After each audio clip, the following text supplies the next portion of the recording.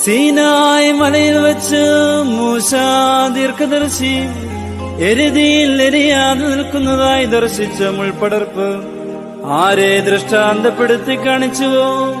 ആ പരിശുദ്ധ കന്യകയായ മാതാവേ, ഞങ്ങൾക്കു വേണ്ടി അപേക്ഷിക്കണമേ.